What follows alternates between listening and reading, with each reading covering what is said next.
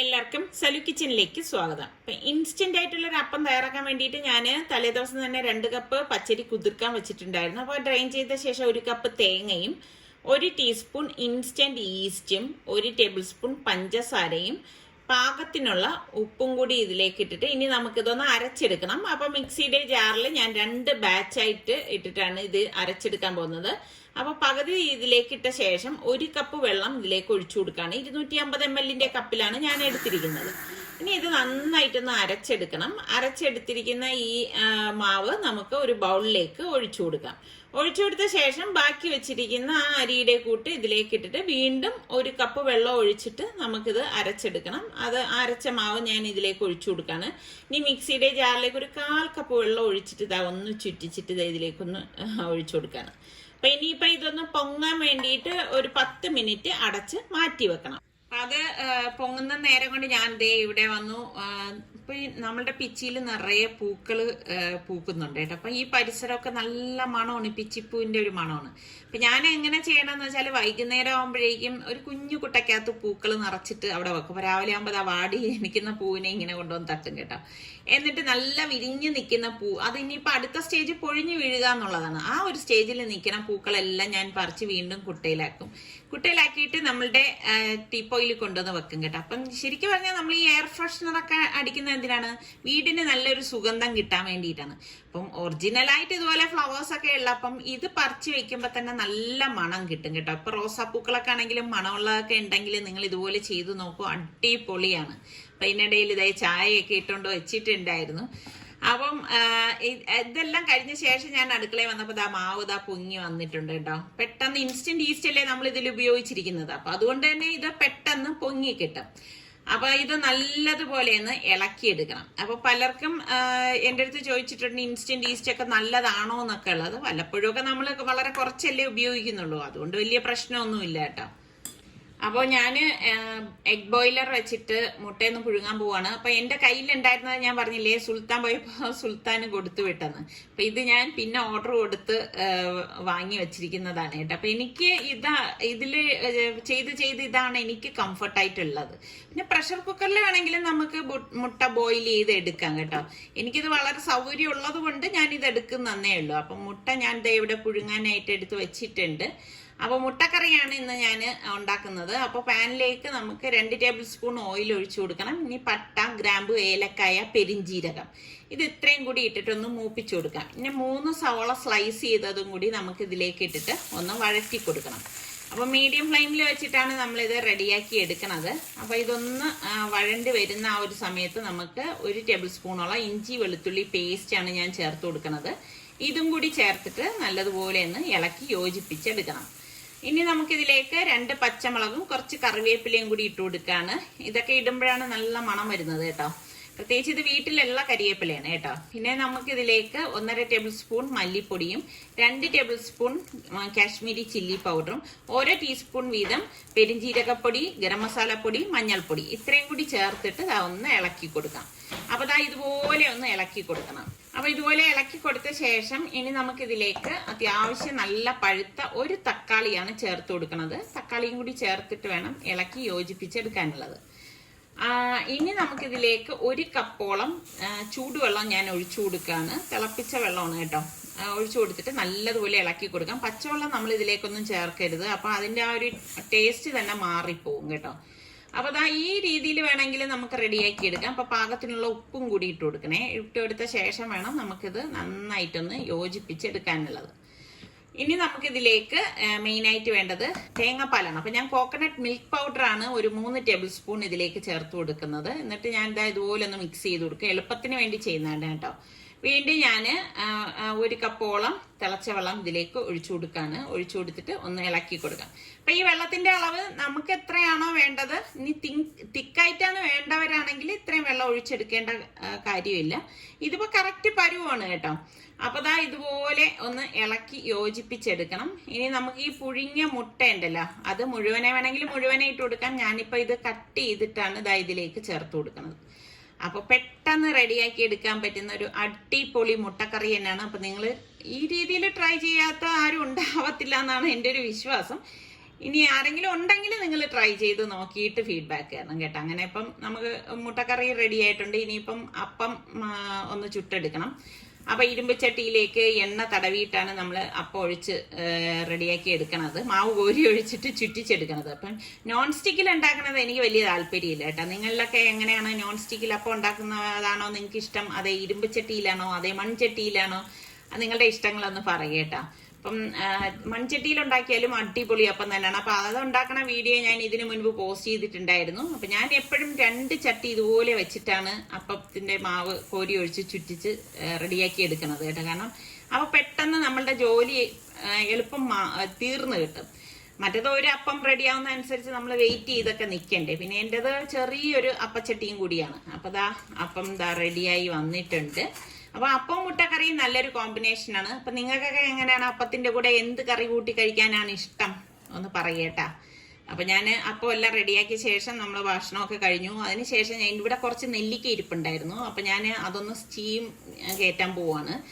അപ്പം ഇതുപോലെ എളുപ്പത്തിന് വേണ്ടിയിട്ട് ഇതുപോലെ പാത്രത്തിൽ വെള്ളം ഒഴിച്ചിട്ട് സ്റ്റീമർ വെച്ചിട്ട് ആകെ ഇത്രയും നെല്ലിക്ക ഉണ്ടായിരുന്നുള്ളൂ കേട്ടോ. ഒരു 7 നെല്ലിക്ക വരും. അപ്പൊ അത് നന്നായിട്ടൊന്ന് കഴുകിയിട്ട് ഇതിലേക്ക് ഇട്ടിട്ട് ഇനി ഒന്ന് സ്റ്റീം കയറ്റി എടുക്കാം. ഒരു 5-6 മിനിറ്റ് സ്റ്റീം കയറ്റിയാൽ മതി കേട്ടോ. ഇപ്പൊ ഞാൻ ഫ്രിഡ്ജിൽ നിന്ന് ചക്ക അതേ കൊണ്ടുവന്ന് വെച്ചിട്ടുണ്ട്. നിങ്ങൾ കഴിഞ്ഞ വ്ളോഗ് കണ്ടിട്ടുണ്ടായിരുന്നല്ലോ. നിസാറിക്ക് നമ്മുടെ പുരയിടത്തിൽ നിന്ന് പറിച്ച ചക്കയാണ്. കൂഴച്ചക്കയാണെന്നാണ് പറയണത്. പക്ഷെ ഇത് കണ്ടു കഴിഞ്ഞാൽ വരിക്ക പോലൊക്കെയാണ് ഇരിക്കണത് കേട്ടോ. എന്ത് തന്നെയാണെങ്കിലും നല്ല നീറ്റായിട്ടുള്ള ചക്ക കേട്ടോ. അപ്പം ഇതൊന്ന് കട്ട് ചെയ്തെടുക്കണം. ആദ്യം ഞാൻ വിചാരിച്ചു നിസാർക്ക് പറഞ്ഞു ഇത് വറുത്താൽ മതി, ചിപ്സ് ഉണ്ടാക്കി വെക്കാനാണ് പറഞ്ഞത്. പിന്നെ ഞാൻ വിചാരിച്ചു പിന്നെ ഇനിയിപ്പോ ചിപ്സ് ഒക്കെ ഉണ്ടാക്കിയാലും നമ്മൾ തന്നെയല്ലേ കഴിക്കണത്, അതിന്റെ ആവശ്യമില്ല, അത്രയും കൂടി എണ്ണ കഴിക്കണ്ടല്ലോ എന്ന് വിചാരിച്ചിട്ട് ഞാനിത് കറിയാക്കാനായിട്ട് പോവാണ്. അപ്പൊ ചക്ക ഇതുപോലെ എല്ലാം കട്ട് ചെയ്ത് ഈ ഒരു രീതിയിൽ അരിഞ്ഞെടുത്തിട്ടുണ്ട്. ഇനി ഇതുപോലെ തന്നെ കുറച്ചുണ്ട്. അപ്പൊ ഞാൻ അതിനങ്ങ് ഫ്രിഡ്ജിലേക്ക് മാറ്റി വെക്കാണ് ചെയ്തത് കേട്ടോ. അത് നന്നായിട്ട് കഴുകിയ ശേഷം നമ്മൾ പ്രഷർ കുക്കറിലേക്കാണ് ഞാൻ ഈ ചക്ക ഇട്ട് കൊടുക്കുന്നത്. ഇനി ഇത് നമ്മൾ ഈ കുക്കറിൽ വെച്ചിട്ടാണ് വേവിച്ചെടുക്കുന്നത്. അതാകുമ്പോൾ പെട്ടെന്ന് വെന്ത് കിട്ടും. അപ്പൊ 2 പച്ചമുളകും കുറച്ച് കറിവേപ്പിലയും കൂടി ഇതിലേക്ക് ഇട്ടിട്ട് 1 ടീസ്പൂൺ മഞ്ഞൾപ്പൊടിയും പാകത്തിനുള്ള ഉപ്പും കൂടി ഇട്ട് കൊടുക്കാം. ഇനി ഇതിലേക്ക് ഞാൻ 1 കപ്പ് വെള്ളം ഒഴിച്ചു കൊടുക്കുന്നുള്ളൂ കേട്ടോ. ഒരുപാട് വെള്ളമൊന്നും നമ്മൾ ഒഴിച്ചു കൊടുക്കേണ്ട ആവശ്യമില്ല. ഇനി കുക്കർ മൂടി വെയിറ്റ് ഇട്ടിട്ട് ഞാൻ ഒരു 4 വിസിൽ വരെ ഇതൊന്ന് വേവിച്ചെടുക്കും കേട്ടോ. 4 വിസിലിന് ശേഷം സ്റ്റീം പോയ ശേഷമേ അത് ഓപ്പൺ ചെയ്യത്തുള്ളൂ. അപ്പൊ നമ്മളുടെ നെല്ലിക്ക സ്റ്റീം കയറിയിട്ടുണ്ട്. ഇത്രയും മതിയാവും കേട്ടോ, ഓവറായിട്ട് കുക്ക് ആവണ്ടേ. അപ്പൊ അത് ഞാൻ പുറത്തേക്ക് എടുത്തിട്ട് ഇനി കുരു കളഞ്ഞൊന്ന് കട്ട് ചെയ്ത് മാറ്റി വെക്കും. അപ്പൊ മിക്സിയുടെ ജാറിലേക്ക് ചക്കക്കൂട്ടാന് വേണ്ടിയിട്ട് നമുക്ക് അരപ്പ് തയ്യാറാക്കാൻ 2 കൈപ്പിടി തേങ്ങയും 1 ഉണ്ട വെളുത്തുള്ളിയും 5 ചുവന്നുള്ളിയും 3 പച്ചമുളക് കുറച്ച് കറിവേപ്പില ഇത്രയും കൂടി നമുക്ക് ഇതിലേക്ക് ഇട്ട് കൊടുക്കാം. ഇതോടൊപ്പം തന്നെ 1 ടീസ്പൂൺ മുഴുവനെയുള്ള കുരുമുളകും 3/4 ടീസ്പൂൺ ചെറിയ ജീരകമില്ലേ ക്യുമിൻ സീഡും 1/2 ടീസ്പൂൺ മഞ്ഞൾപ്പൊടിയും കൂടി ചേർത്ത് ഇതൊന്ന് കറക്കിയെടുക്കാം. അപ്പൊ കുരുമുളക് മസ്റ്റ് ആയിട്ട് ചേർക്കണം, എങ്കിലേ നല്ല ടേസ്റ്റ് ഉണ്ടാവത്തുള്ളൂ കേട്ടോ. പിന്നെ വയറിന് നല്ലതാണ്. അപ്പൊ ഈ ഒരു പരുവത്തിൽ വേണം നമ്മൾ ഇത് കറക്കിയെടുക്കാനുള്ളത്. അപ്പൊ സ്റ്റീം പോയ ശേഷം ഞാൻ കുക്കർ ഓപ്പൺ ചെയ്തു. കറക്റ്റ് പരുവാണ് കണ്ടോ. നമ്മൾ ആ വെള്ളം ഒഴിച്ചതൊക്കെ കറക്റ്റ് പരുവത്തിലാണ്. അപ്പൊ ഇത് കറക്റ്റ് ഇനി ഒന്ന് ഇളക്കിയെടുക്കുമ്പോ തന്നെ അതൊന്ന് ഉടഞ്ഞു കിട്ടും. അപ്പൊ നമ്മൾ ഈ അരച്ചു വെച്ചിരിക്കുന്ന അരപ്പുണ്ടല്ലോ അത് ഇതിലേക്ക് ഇട്ടിട്ട് ഒന്ന് മിക്സ് ചെയ്തെടുക്കണം. അപ്പൊ ചക്ക ഇങ്ങനെ കൂട്ടാൻ വെച്ച് കഴിക്കാൻ ഇഷ്ടമുള്ള എത്ര പേരുണ്ട്. ചിലര് എനിക്ക് തോന്നുന്നു ചക്ക അവിയൽ എന്ന് പറയും. അവിയൽ പക്ഷെ ഈ ഒരു പരുവത്തിലല്ല കേട്ടോ റെഡിയാക്കണത്. അപ്പൊ ഇത് നന്നായിട്ടൊന്ന് ഉടച്ച് മിക്സ് ചെയ്ത് കൊടുക്കും. നല്ല ടേസ്റ്റ് ആണ്. ശരിക്കും മരിച്ചീനി ഉണ്ടാക്കണ അതേ ഒരു പരുവാണ് കേട്ടോ. അപ്പം ഇതൊക്കെ ഇഷ്ടമുള്ളവരൊക്കെ ഒന്ന് പറയേട്ടാ. അപ്പൊ ഈ ചക്കക്കൂട്ടാന്റെ കൂടെ എന്ത് കൂട്ടി കഴിക്കാനാണ് നിങ്ങൾക്കിഷ്ടം? എനിക്കിഷ്ടം മീൻകറിയാണ് കേട്ടോ. അപ്പൊ കറക്റ്റ് പരുവാണ്. അപ്പൊ ഞാൻ അതൊരു ഭംഗിക്ക് വേണ്ടിയിട്ട് ഒരു ചട്ടിയില് വാഴയിലേക്ക് വെച്ചിട്ട് അതിലാണ് ഇത് വിളമ്പുന്നത് കേട്ടോ. ഇങ്ങനെയൊക്കെ കഴിക്കുമ്പോ ഒരു പ്രത്യേക ടേസ്റ്റ് തന്നെയാണ് അല്ലേ. അപ്പൊ ഞാൻ നെല്ലിക്ക അച്ചാറിടാൻ പോവാണ്. പാനിലേക്ക് 2 ടേബിൾ സ്പൂണ് നല്ലെണ്ണ ഒഴിച്ച് കടുക്, വറ്റൽ മുളക്, പിന്നെ ഒരു ചെറിയ പീസ് ഇഞ്ചി, കറിവേപ്പില, 1 ഉണ്ട വെളുത്തുള്ളി അല്ലി, 1 പച്ചമുളക് ഇത്രയും കൂടി ഇട്ടിട്ട് ഒന്ന് മൂപ്പിച്ചു കൊടുക്കാം. ഇൻസ്റ്റന്റ് അച്ചാറാണ് കേട്ടോ ഇത്. അപ്പൊ അപ്പോഴും തന്നെ നമുക്ക് ഉപയോഗിക്കാൻ പറ്റുന്നതാണ്. അപ്പൊ ഇതിലേക്ക് 2 ടേബിൾ സ്പൂൺ മുളക് പൊടി, 1/2 ടീസ്പൂൺ മഞ്ഞൾപ്പൊടി, 1/4 ടീസ്പൂൺ വറുത്തു പൊടിച്ച ഉലുവാപ്പൊടി, 1/4 ടീസ്പൂൺ കായപ്പൊടി ഇത്രയും പാകത്തിനുള്ള ഉപ്പും ചേർത്ത് ഒന്ന് മിക്സ് ചെയ്ത് കൊടുക്കണം. അപ്പൊ അതാ ഇതുപോലെ പൊടികൾ കരിഞ്ഞു പോകാതിരിക്കാൻ പ്രത്യേകം ശ്രദ്ധിച്ചേക്കണം. അപ്പൊ ഞാൻ ഇനിയിപ്പോ ഗ്യാസ് ഓഫ് ചെയ്തിട്ടാണ് നമ്മൾ ഈ കുരു കളഞ്ഞ് ഇളക്കി വെച്ചിരിക്കുന്ന നെല്ലിക്ക ഇതിലേക്ക് ഇട്ടിട്ട് ഒന്ന് മിക്സ് ചെയ്ത് കൊടുക്കും. അപ്പോൾ ഇതാ ഇതുപോലെ ഒന്ന് മിക്സ് ചെയ്തെടുക്കണം. അതിനുശേഷം ഇനി നമുക്ക് ഇതിലേക്ക് വിനാഗിരി വേണം. ഞാനിവിടെ 2 ടേബിൾ സ്പൂണോളം വിനാഗിരി എടുത്തത് ഒഴിച്ചു കൊടുക്കാണ്. ഒഴിച്ചു കൊടുത്തിട്ട് നല്ലതുപോലെ ഒന്ന് ഇളക്കി യോജിപ്പിച്ചെടുക്കാം. ശരിക്കും ഇത് തണുത്ത് കഴിയുമ്പം ഇതിലെ മുളക് പൊടിയും എല്ലാ പൊടികളൊക്കെ ചേർന്ന് നല്ല ഒരു പരുവത്തിലിരിക്കും കേട്ടോ. അപ്പൊ നിങ്ങൾ എല്ലാവരും ഇതൊന്ന് ട്രൈ ചെയ്ത് നോക്കണം. അടിപൊളി ഇൻസ്റ്റന്റ് അച്ചാറാണ്. എന്നിട്ട് ഫീഡ്ബാക്ക് കൂടി തരണം കേട്ടോ.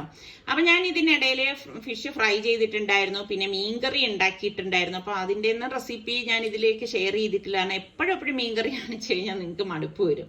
അപ്പൊ ഇതേ മീൻകറിയുടെ റെസിപ്പി ഞാൻ തൊട്ട് മുൻപത്തെ വ്ളോഗിൽ കാണിച്ചിട്ടുണ്ടായിരുന്നു കേട്ടോ. അപ്പൊ ഈ മീൻകറിയും നമ്മുടെ ചക്ക കറിയും ഒക്കെ കൂട്ടിയിട്ട് ഇങ്ങനെ വിരകി കഴിക്കാൻ, നല്ല ചൂട് ചോറുമായിട്ടൊക്കെ കഴിക്കാൻ അടിപൊളി ടേസ്റ്റ് ആണ് കേട്ടോ. കൂട്ടത്തിൽ ആ ഒരു ഇൻസ്റ്റന്റ് നെല്ലിക്ക അച്ചാർ. അപ്പൊ ഇതിൽ നിങ്ങൾക്ക് നെല്ലിക്ക അച്ചാർ ട്രൈ ചെയ്ത് നോക്കിയിട്ട് ഇഷ്ടപ്പെട്ടോ ഇല്ലയോ എന്നൊക്കെ ഉള്ള ഫീഡ്ബാക്ക് തരണം കേട്ടോ. എങ്ങനെ ഉണ്ടായിരുന്നു എന്ന്. അടിപൊളി ടേസ്റ്റ് ആണിത്. നിസാറിക്ക് പുറത്തു പോയിട്ട് വന്നപ്പോഴേക്ക് ഇത് വാട്ടർമെലൺ വാങ്ങിയിട്ട് വന്നതാണ്. നമ്മുടെ സുൽത്താന് ഭയങ്കര ഇഷ്ടമുള്ള ഒരു ഫ്രൂട്ടാണ് വാട്ടർമെലൺ എന്ന് പറയുന്നത്. എന്തെന്നറിയാം പ്രത്യേകത? ഇതിനാണ് മഞ്ഞ. മഞ്ഞ അത് മഞ്ഞ. ഇത് പച്ച നോക്ക്. ഹാപ്പി ബർത്ത്ഡേ ടു വെട്ടി കട്ട് ചെയ്തപ്പോ തന്നെ അടിപൊളി അല്ലേ? മഞ്ഞ കളർ അടിപൊളി. സസ്പെൻസ് ആണ് തുറക്കുന്നത്. അപ്പൊ എന്താണ് മനസ്സിലാക്കേണ്ടത്? പുറന്തോട് കണ്ട ആരെയും നമ്മൾ വിലയിരുത്തരുത്. പച്ചക്കകത്തിരിക്കുന്നത് മഞ്ഞക്കകത്തിരിക്കുന്നത് ചുവപ്പ്. അങ്ങനെ മനുഷ്യന്റെ അവസ്ഥ അല്ലേ? ഇതാണ് ഞാൻ എപ്പോഴും പറയുന്നത്. ഒരാളുടെ വസ്ത്രധാരണം കൊണ്ടോ രൂപം കൊണ്ടോ നമ്മൾ വിലയിരുത്താൻ പാടില്ല. അവരുമായിട്ട് കൂടുതൽ ഇടപഴകുമ്പോൾ മാത്രമേ അവരുടെ യഥാർത്ഥ സ്വഭാവം നമുക്ക് തിരിച്ചറിയാൻ സാധിക്കത്തുള്ളൂ. എന്തായാലും അടിപൊളി തണിമത്തൻ തന്നെ ആയിരുന്നു. എനിക്ക് തോന്നുന്ന റെഡാണ് കുറച്ചുകൂടി മധുരം ഉണ്ടായിരുന്നത് കേട്ടോ. ഈ യെല്ലോയ്ക്ക് അത്ര അധികം മധുരം ഉണ്ടായിരുന്നില്ല.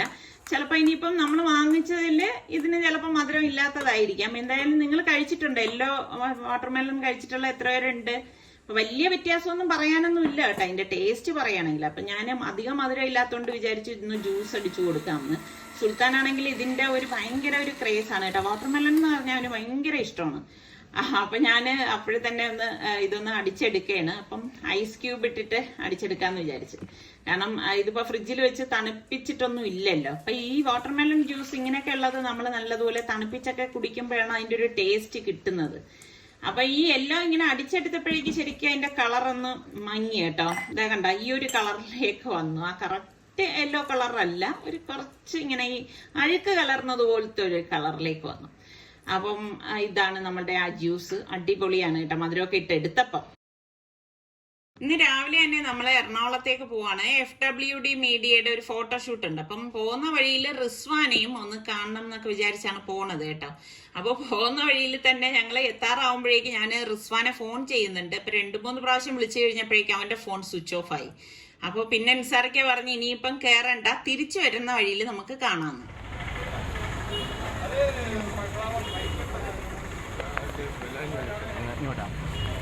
എറണാകുളത്ത് വന്നിട്ടും ചക്ക തേടി പോകുന്ന നിസാറിക്ക. ചക്കയൊന്ന് കണ്ടതേ ഉള്ളൂ. ഇവിടെ പാർക്കിംഗ് എങ്ങനെയാണെന്നൊന്നും അറിയില്ല. ഇതാണ് സ്ഥലം. എനിക്ക് സ്ഥലമൊന്നും പറഞ്ഞു തരാൻ അറിയില്ല.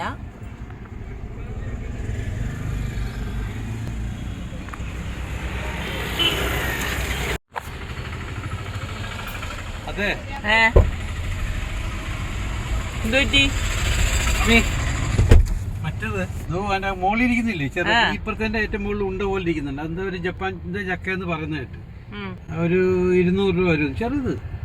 മറ്റേത് മറ്റേ പച്ച കൂഴച്ചക്ക. പിന്നെ വാങ്ങിക്കാത്ത ജപ്പാൻ പറ്റില്ല, 2 ദിവസം കഴിയും. അപ്പൊ 2 ദിവസം കഴിയുമ്പോ ആയില്ലെങ്കിൽ അപ്പൊ പോയില്ലേ. അങ്ങനെ എറണാകുളത്തുനിന്ന് ചക്ക കിട്ടാതെ തിരിച്ചു വന്നു മടങ്ങുകയാണ്. വന്നപ്പോ നമ്മൾക്ക് കുറച്ച് നേരത്തെ ആയതുകൊണ്ട് നമ്മൾ ഇവിടെ എല്ലാം ഒന്ന് വട്ടം കറങ്ങി. അതിനുശേഷമാണ് പിന്നെ നമ്മൾ സ്റ്റുഡിയോയിലേക്ക് വന്നത്. അപ്പോൾ നമ്മളുടെ കറക്റ്റ് ടൈം തന്നെ ആയിരുന്നു. നമുക്ക് അധിക താമസം ഒന്നും വേണ്ടി വന്നില്ല കേട്ടോ. പെട്ടെന്ന് തന്നെ ഞങ്ങളുടെ ഫോട്ടോഷൂട്ട് കഴിഞ്ഞു. അപ്പൊ അത് ഭയങ്കര ഒരു സന്തോഷമുണ്ട്. കാരണം ഒത്തിരി ടൈമൊക്കെ എടുക്കുമായിരുന്നെങ്കിൽ ഞങ്ങൾക്കും ബുദ്ധിമുട്ടായിരുന്നേനെ. കാരണം ഞങ്ങൾക്ക് തിരിച്ച് ഇങ്ങ് ട്രിവാൻഡ്രത്തേക്ക് വരാനുള്ളതല്ലേ. അങ്ങനെ പല ടൈപ്പിലെ ഫോട്ടോഷൂട്ടൊക്കെ ആയിരുന്നു. അതൊക്കെ ഇനി വരുന്ന എപ്പിസോഡുകളിൽ എപ്പോഴെങ്കിലും ഞാൻ നിങ്ങളുമായിട്ടൊന്ന് ഷെയർ ചെയ്യാം കേട്ടോ. അപ്പൊ ഞങ്ങൾ ഇങ്ങോട്ട് വന്നപ്പോഴേക്ക് റിസ്വാന് വേണ്ടിയിട്ട് ഒന്നും വാങ്ങിയിട്ടുണ്ടായിരുന്നില്ലല്ലോ. അപ്പൊ ഇതിന്റെ തൊട്ടടുത്തൊരു ബേക്കറി ഉണ്ടായിരുന്നു. അപ്പൊ അവിടെ പോയിട്ട് റിസ്വാന് ആവശ്യമുള്ള കുറച്ച് സാധനങ്ങൾ വാങ്ങിയായിരുന്നു. അപ്പോൾ അദ്ദേഹമായിട്ട് സംസാരിച്ചപ്പോഴേക്ക് നമ്മളുടെ വീഡിയോസൊക്കെ ഇവർ കാണാറുണ്ടെന്ന് പറഞ്ഞു. അപ്പോൾ ഭയങ്കര ഒരു സന്തോഷം തോന്നി. അപ്പം ഇദ്ദേഹം ഉണ്ടാക്കിയ കേക്കാണെന്ന് പറഞ്ഞിട്ട് കേക്ക് കൊണ്ടുവന്ന് തന്നു. അപ്പം ഞാൻ കഴിച്ചു നോക്കി. നല്ല കേക്കായിരുന്നു കേട്ടോ. ഇപ്രാവശ്യം എറണാകുളത്ത് വന്നിട്ട് കറങ്ങാനൊന്നും പോകുന്നൊന്നുമില്ല. ഇപ്പൊ നേരെ വീട്ടിലേക്കാണ് പോവേണ്ടത്. പിന്നെ പോകുന്ന വഴിയിൽ നമുക്ക് റിസ്വാന്റെ അടുത്ത് കയറണം. റിസ്വാൻ ഇങ്ങനെ വിളിച്ചുകൊണ്ടിരിക്കുന്നുണ്ട് തിരിച്ചു വരുമ്പോ എന്തായാലും വരണം. കാരണം അവൻ ഇനിയിപ്പോ എക്സാം കഴിഞ്ഞ് കഴിഞ്ഞാൽ കുറച്ച് ദിവസം അവധി ഉണ്ടെന്ന് പറഞ്ഞില്ലേ. അപ്പൊ അവന്റെ കുറച്ച് ലഗേജ് കൊണ്ടുപോകാനുണ്ട്. അല്ലെങ്കിൽ പിന്നെ അവൻ ട്രെയിനിലൊക്കെ ബുദ്ധിമുട്ടി വരണ്ടേന്നാണ് പറയുന്നത്. അപ്പൊ ഞങ്ങൾ വിളിച്ചു പറഞ്ഞ അനുസരിച്ച് അവൻ ഗേറ്റിന്റെ വെളിയിൽ നിൽക്കാന്നാണ് പറഞ്ഞിരിക്കുന്നത്. സാധനം കൊണ്ടുവരാനാണ് വണ്ടി.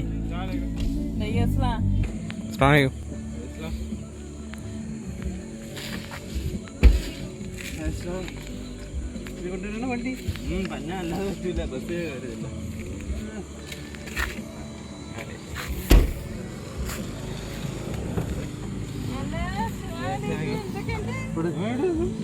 And no chicken, don't have expectation. No chicken, we didn't go to H&J.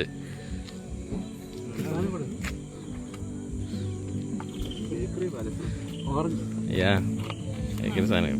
and then few waste is there inside that. Your friends are here? അവിടെ ആയിരുന്നെങ്കിൽ ഇതെല്ലാം അവിടെ ആയിരിക്കുമല്ലോ. അവിടെ ഫ്രണ്ട്സ് കൂടുതൽ കാണും. രാവിലെ എടുത്തിരുന്ന ഞങ്ങൾക്കൊപ്പം ഇതുപോലെ വന്നൂടായിരുന്ന.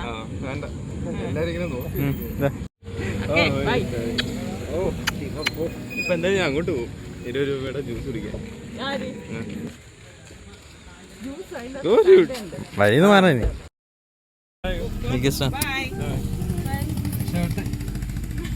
ഇപ്പഴേ തുറന്നു നോക്ക് എന്തൊക്കെയാണ്. ബാഗ് കീറിയിരിക്കണ അഡീഷൻ. അങ്ങനെ പിന്നെ അവന്റെ അടുത്ത് കൂടുതൽ സമയം നിന്നൊന്നുമില്ല. കാരണം ഇനിയിപ്പോ 2 എക്സാം കൂടിയല്ലേ ഉള്ളൂ. അപ്പൊ ഇൻഷാല്ലാ അത് കഴിഞ്ഞ ഉടനെ അവൻ വീട്ടിലേക്ക് വരും. പിന്നെ ഇനിയിപ്പോ ഇവിടെ നിന്ന് ഇനിയിപ്പോ നമ്മൾ അങ്ങ് ട്രിവാൻഡ്രത്ത് പോകാനുള്ളതാണല്ലോ. ഈ രാത്രി ഡ്രൈവിംഗ് എന്ന് പറഞ്ഞാൽ അത് കുറച്ച് ബുദ്ധിമുട്ടുള്ള കാര്യം തന്നെയാണ് അല്ലേ. ചിലർക്കൊക്കെ രാത്രി ഡ്രൈവ് ചെയ്ത് പോകുന്ന ഇഷ്ടമുള്ളവരും ഉണ്ട്. അങ്ങനെയുള്ളവരൊക്കെ ഉണ്ട് നമ്മുടെ കൂട്ടത്തില്. അപ്പൊ ഇതൊക്കെ തന്നെയാണ് നമ്മളുടെ ഇപ്രാവശ്യത്തെ വിശേഷങ്ങൾ എന്ന് പറയുന്നത്. അപ്പൊ നമ്മളുടെ ചാനൽ കണ്ടോണ്ടിരിക്കുന്നവരിൽ സബ്സ്ക്രൈബ് ചെയ്യാതെ കാണുന്ന ആരെങ്കിലും ഒക്കെ ഉണ്ടെങ്കിൽ നിങ്ങൾക്ക് നമ്മളുടെ ചാനൽ ഇഷ്ടപ്പെടുകയാണെങ്കിൽ ഒന്ന് സബ്സ്ക്രൈബ് ചെയ്തിട്ട് ആ ബെല്ലൈക്കൺ കൂടെ ഒന്ന് പ്രസ് ചെയ്യണേ. അപ്പൊ അടുത്ത് നമുക്ക് നല്ല റെസിപ്പിയോ വ്ളോഗായിട്ടൊക്കെ കാണുന്നത് വരെ എല്ലാവർക്കും ബൈ.